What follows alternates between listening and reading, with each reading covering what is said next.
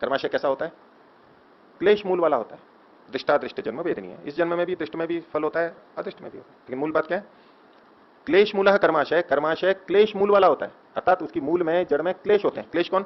अविद्या, अस्मिता, राग, द्वेष, अभिनिवेश, पारिभाषिक शब्द है। तो अविद्या आ गया यानी अविवेक आ गया, मिथ्या ज्ञान आ गया। कर्माशय कब बनता है? जब हमारे अंदर मिथ्या ज्ञान होता है। जिस कर्म को करते समय मिथ्या ज्ञान होता है वही कर्म कर्माशय में जाता है। जब मिथ्या ज्ञान हट गया, निष्काम कर्म कर रहा है, उस समय जो कर्म किए जाते हैं वो भी कर्माशय में नहीं जाते, क्योंकि कर्माशय तो क्लेश मूलक ही होता है। जितना भी कर्माशय है, चाहे पाप हो चाहे पुण्य हो, उनके मूल में अविद्या है। पुण्य के मूल में भी अविद्या। पुण्य के मूल में भी अविद्या है। कैसे? वो समझने की बात है।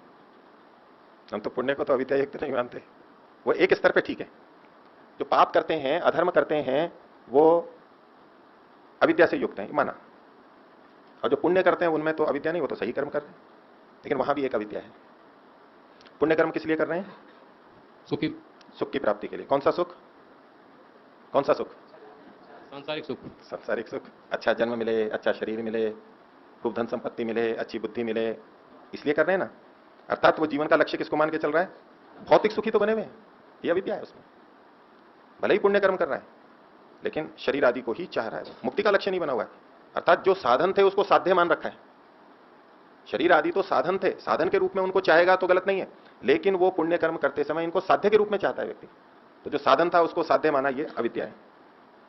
तो कर्माशय में हमारे वो ही कर्म बजाते हैं जिनके मूल में क्लेश हो, यानी अविद्या हो। अविद्या, अस्मिता, राग, द्वेष, अभिनिवेश हो। ये योग दर्शन के सूत्र का मतलब है। क्लेश मूलः कर्माशय है। कर्माशय तो क्लेश मूल वाला ही होता है। यदि क्लेश को किसी ने समाप्त कर दिया है तो ऐसा व्यक्ति पाप तो करेगा ही नहीं, और जो पुण्य कर्म करेगा वो निष्काम रूप से करेगा, तो उनके कर्मों से वो कर्म कर्माशय में जाते ही नहीं है,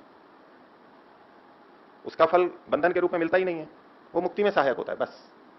तो पहली बात, क्लेश मूलः कर्माशय। तो जितना कर्माशय हमारा बना हुआ है, जिसका फल हम आज भोग रहे हैं, उन सबके मूल में क्लेश है, अविद्या है। इसलिए अब जब कर्माशय बन गया क्लेश मूल वाला, वो कर्माशय भी फल तब देगा जब हमारे में अविद्या होगी। कर्माशय बनते समय यानी कर्म करते समय भी अविद्या होगी तो कर्माशय बनेगा, ये एक बात हो गई। अब कर्माशय बनने के बाद में कर्म से जब फल मिलने लगेगा, तब वो कर्माशय विपाकारंभी तब होगा जब क्लेश होगा। उस समय भी क्लेश होना चाहिए।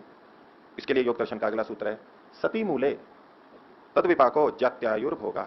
मूल होने पर, मूल क्या है? तो पिछले सूत्र में कहा क्लेश मूल। तो यदि मूल विद्यमान है यानी क्लेश विद्यमान है, तो तद विपाक, उस कर्माशय का विपाक होता है। और यदि मूल नहीं है, असती मूल है, उल्टा कर लीजिए सूत्र को। सती मूले तद विपाका और असती मूले न तद विपाका, उसका विपाक होगा ही नहीं, वो फल ही नहीं देगा।